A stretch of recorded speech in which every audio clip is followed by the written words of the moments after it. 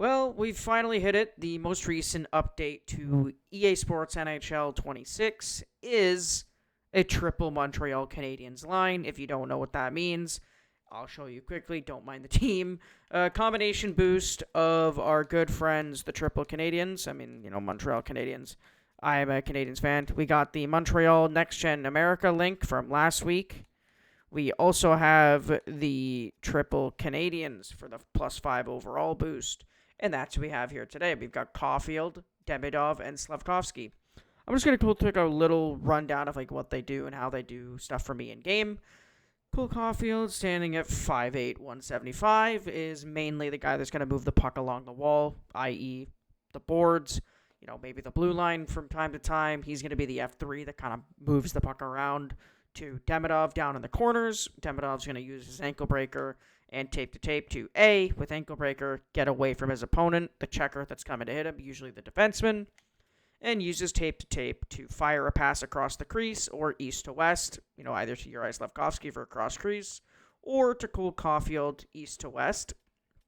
You just never know where Juraj Slafkovsky is going to be needed, and 9 times out of 10, he's going to be either in front of the net or in the corner, ready to receive a puck from behind the net. Ivan Demidov is going to be the one making that pass from behind the net, and Caufield's going to be the F3, kind of sitting between the defensemen, the safety of a 6'2" and 6'3" defenseman, respectively. Because if you see, my first line is Artem Zub and Matthias Samuelsson at 6'3" and 6'4". Cole Caufield is going to fit right between them as the F3 to then move the puck down to Demidov, then to Slafkovsky, or Slafkovsky to Demidov. Wait for Caufield to get into a shooting slot, which is 9 times out of 10 his right corner or his left slot, and he most likely will put it in unless it deflects in front and Demidov or Slafkovsky will bat in the rebound. Moving on to our second line and how that second line is going to work is Connor Bedard with Barkov and Mikko Rantanen. The only reason these three are put together is A, the +7 overall boost, and because Connor is 5'10", he's 6'3", and Mikko is 6'4", I use Connor Bedard similar to the way I use Cole Caufield. He's kind of the man that plays F3 in the corner, with elite quick release. It's 9 times out of 10 he's going to score. Having a guy like Barkov go into the corners and win the puck for you. Being the best two-way forward in the game, best centerman in the game in my opinion. And then Mikko Rantanen just to be there to, like his nickname suggests, be a moose. That's literally all I gotta say. Be a moose and just hit anything that moves or get angry at anything that moves. Even if it's you that's in the way, so say Mikko Rantanen's the one in the way, he's still going to knock them down. He's not going to care. 9 times out of 10, it's going to be a penalty. As you can see, he's got 25 penalty minutes for that reason. His AI just likes to bulldoze people, kind of like Nathan MacKinnon, who, funny enough, is on the third line. We've got Will Smith, for the Sharks link. I do like this card. Nathan MacKinnon with elite wheels and big rig with Nikita Kucherov. So basically the story behind this line is Will Smith is obviously 6 foot, as you can see. He moves the puck well. He's fast. He can really make passes on a dime. To a guy like Nathan MacKinnon that abuses his speed with elite wheels, it's 9 times out of 10. He's just going to blow right by you. No real chance. And Nikita Kucherov is there for, you guessed it, breaking ankles and ripping one-timers. 9 times out of 10, he's just sitting there on his corner waiting for a puck. And if you've watched any bit of Atlantic Division hockey or Tampa Bay Lightning in general, you know where his position on the ice is. That right corner or the left corner. It does not matter where he is. He can be on his off wing. He's still going to blast one by the goaltender. Mainly because of his shot power. As with the boosts, I'll show these guys too. Why not? 99, 99, 93, 95, 91, 94, 93. Moving on to the fourth line is literally just an AP line, as you can see, with Matthews, Eichel, and Sherwood. Sherwood for the physical presence, Matthews for the shooting presence, and Eichel for the speed presence. It's really self-explanatory. Moving on to the second line D pair, we have McAvoy, Barron. Just to be that aggressive force, Barron for the passing, McAvoy for the one-timer, with one of these three in front of the net. The fourth line, again, /third line, is just for AP. I mean, he's got 6 AP on this line with Lyubushkin and Burrows. Their stats are something really not to look at, but hey, they do work, they still work, and they will continue to work until next season, which is in 6 days. Then we move on to Carey Price and Jake Ottinger. The only reason, I know to some people this looks really weird, but the only reason it makes sense to me is A, I'm a Canadiens fan, and B, the comparison and aggression. Carey Price has 77 aggression / 67 aggression, and Jake Ottinger has 87. If you look in the bottom right, top of the bottom right in rebounds, under aggression, Carey Price is at 63.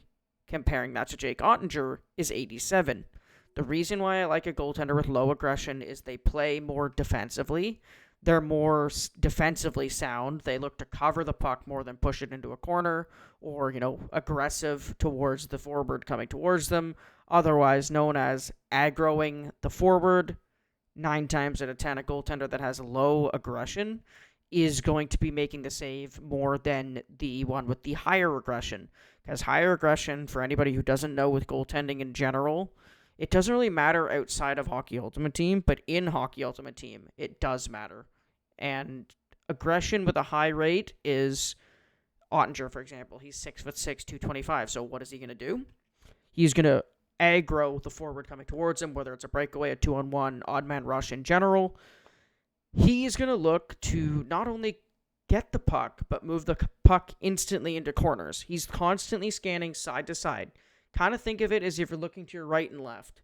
You're just constantly looking. That's what he's doing. His AI is doing. He's looking constantly to where he can put the puck. He's not looking to cover it. He's not looking to keep it in his control. He's not looking to, if it hits him in the chest, he's not looking to cover it with his glove or his blocker or kind of squeeze it. He's looking to put that puck in play as fast as possible. Whether it means he's pushing outside of his crease, which if you don't know is the blue paint with the red ring, that is his crease. If he goes outside of that crease, he is fair game for both hits and shooting the puck, obviously. So if he's out of that crease, there's a higher percentage chance that your opponent is going to go for a one-timer because half the net is wide open or the entire net's open. If you watch the Devils-Chicago game, you'll understand what I'm about to reference. Jacob Markstrom, where the hell did he go? I mean, you got to give it to the Hawks. It was insane passing play. I mean, Bedard to Lyubushkin, I believe? No, it was Connor Murphy. Murphy, Bedard, Foligno, Bedard, and Bedard wires one to the back of the net. It's because Markstrom was in no man's land. He got finessed out of his crease with the constant cross-crease passing, which is, east to west, south to north, or north to south. Constant switching. Constant. You can't see where that puck is going. It is going 100 miles an hour in every direction. He's trying to find it. That's what this is trying to simulate. Aggression in NHL Ultimate Team is similar to that in real life, where your goaltender with high aggression, like Markstrom, is going to be looking to where that puck is going at 150 miles an hour every time the puck is switched. So if you're someone like me who likes to break down defenses with constant southwest passing, meaning southwest, or southeast, east, or sometimes north-south, behind the net, defense. Sometimes I go across the crease because I'm looking for one-timers. So left side to right side to left side, kind of like an X or like a diamond, kind of constantly going from behind the net to front of the net, slot to behind, slot behind, constant. A goaltender like Ottinger is going to swim in that crease trying to cover every angle he could possibly find. A guy like Carey Price, on the other hand, is going to sit in his net and wait for the puck to come to him. Ottinger will sit in his net looking to go to the puck. That's the best way I can describe it. Anyways, I got carried away. I hope you guys enjoyed. Have a good one. Bye.